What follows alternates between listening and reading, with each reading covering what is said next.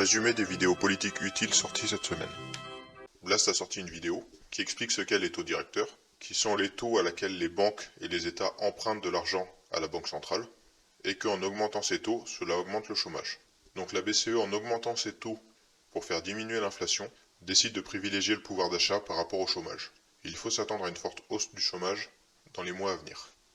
L'Institut des libertés a sorti une vidéo à la suite des annonces de la Fed de réduire ses taux directeurs. Il explique que les États-Unis ont un dilemme. Laisser les taux directeurs hauts, mais ce qui risque de mettre l'État en faillite, car avec la dette qu'il a, il ne peut plus se refinancer. De plus, ça augmente le chômage. Ou de diminuer ses taux, et du coup de laisser l'inflation augmenter considérablement. Dans ce dilemme, l'État américain va devoir réduire fortement ses dépenses. Et une des seules dépenses qu'il peut fortement diminuer est son armée, et les dépenses militaires. Mais il faut savoir que l'Europe n'a pas d'armée, et il se considère protégé grâce à l'armée américaine via l'OTAN. Si les États-Unis réduisent leur armée, ils vont devoir choisir entre protéger l'Europe ou se protéger eux-mêmes. Et dans ce cas-là, l'Europe va se retrouver sans armée. Vu la démographie, l'Europe va devoir demander à un autre pays de la protéger. Or en Europe, il y a deux pays qui ont une armée, la Turquie et la Russie. On s'est fâché avec la Russie, et la Turquie a une politique islamique assez conquérante. Il indique aussi que le problème du taux directeur viendrait de la valeur de la monnaie, qui a perdu sa valeur suite au fait que les banques centrales ont imprimé beaucoup d'argent lors du Covid et depuis la crise de 2008, et que par conséquent, ceux qui ont des obligations, autrement dit, si vous avez un livret A ou une assurance vie, vous risquez de perdre beaucoup d'argent dans les années à venir par rapport à ceux qui ont des actions d'entreprises qui vendent à l'étranger.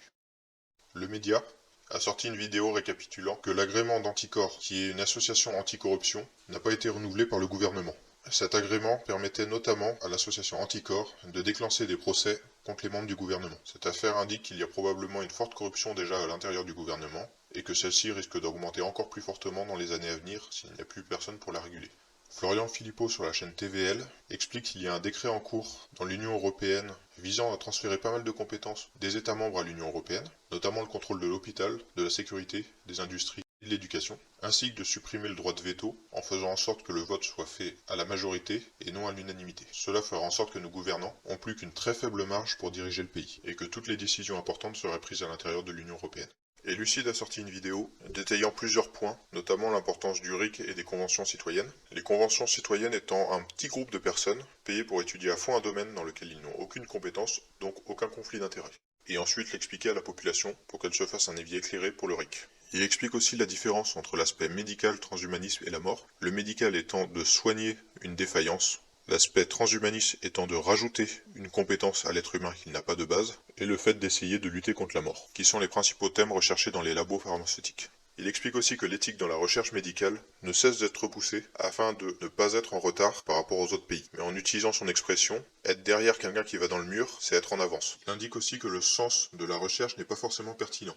Très souvent, les chercheurs n'ont pas connaissance du terrain et vont chercher quelque chose qui n'aura pas forcément d'utilité réelle ou qui pourrait avoir même des conséquences néfastes. Il indique aussi que maintenant, il n'y a plus beaucoup de recherche fondamentale, mais beaucoup de recherche appliquée. Autrement dit, il n'y a plus beaucoup de recherche sur comment fonctionne le monde, mais beaucoup de recherche sur comment fabriquer des produits pour les industries. Et donc que les recherches sont payées par les industries, ce qui fait que les chercheurs ne peuvent pas forcément être neutres, vu qu'ils sont payés par ces industries. Il explique aussi que beaucoup d'essais sont truqués, car les chercheurs ont besoin de financement, et que pour cela ils ont besoin de visibilité dans des revues très connues, et pour être dans ces revues, il faut avoir des bons résultats au test. Il y a aussi une partie où il explique les lobbying, qu'il considère comme illégaux, car ils donnent des avis faussés aux politiques, qui sont rarement dans l'intérêt commun, et souvent dans l'intérêt de l'entreprise. Et pour finir, il explique que les citoyens devraient être plus impliqués dans les recherches, à la fois par exemple impliquer les paysans dans les recherches sur les plantes, mais aussi avoir des citoyens qui sont neutres, qui relisent les revues scientifiques, et qui font de la vulgarisation pour les autres citoyens, afin d'éviter que les chercheurs qui sont biaisés dus aux besoins de sponsors donnent des informations faussées aux citoyens.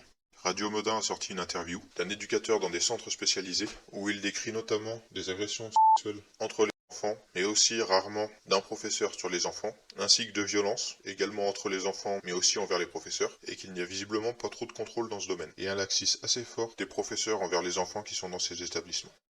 Le média a sorti une vidéo sur les violences policières, notamment le problème du fait que les enquêteurs qui vont enquêter sur ces enquêtes et les procureurs qui vont condamner dans les procès les coupables sont souvent des personnes très proches des policiers et donc ne vont pas être objectifs sur la question. Ils indiquent aussi que le statut de victime est très dur à obtenir dans ce genre d'enquête, du fait qu'il faut porter plainte dans un commissariat où potentiellement les policiers coupables y travaillent. Elle décrit aussi que l'IGPN fait un bon boulot sur la chasse aux ripoux, mais est assez laxiste sur les violences policières. Elle décrit aussi le problème des policiers et de la prison. Étant donné que les prisons contiennent beaucoup de personnes que les policiers ont arrêtées, si un policier policier va en prison, il risque de se faire lyncher. Mais d'un autre côté, ça veut dire que les flics vont rarement en prison, même quand ils commettent des choses assez graves. Brut a sorti une vidéo sur une nouvelle espèce invasive en France, un ver plat qui mange les vers de terre. Or, les vers de terre actuellement ont un rôle essentiel dans la fertilité des sols. Cette espèce est arrivée par des personnes qui ont planté des plantes exotiques dans leur jardin, et les vers étaient dans les pots des plantes exotiques. Actuellement, les labos n'ont aucun moyen d'éradiquer cette espèce invasive. Le mieux qu'on puisse faire, c'est limiter sa propagation.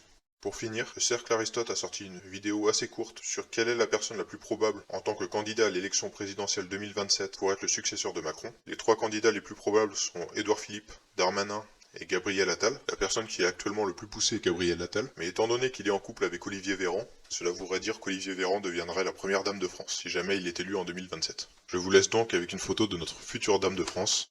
Mon chou, viens faire ta petite piqûre. Il se peut que j'ai oublié des éléments, ou fait des erreurs. Dans ce cas, je vais vous laisser des commentaires dédiés. N'hésitez pas à liker et à regarder ces commentaires pour avoir les informations qu'il vous manque. Quant aux haters qui n'ont pas d'arguments, je vous laisse un commentaire dédié, ce sera plus facile à modérer.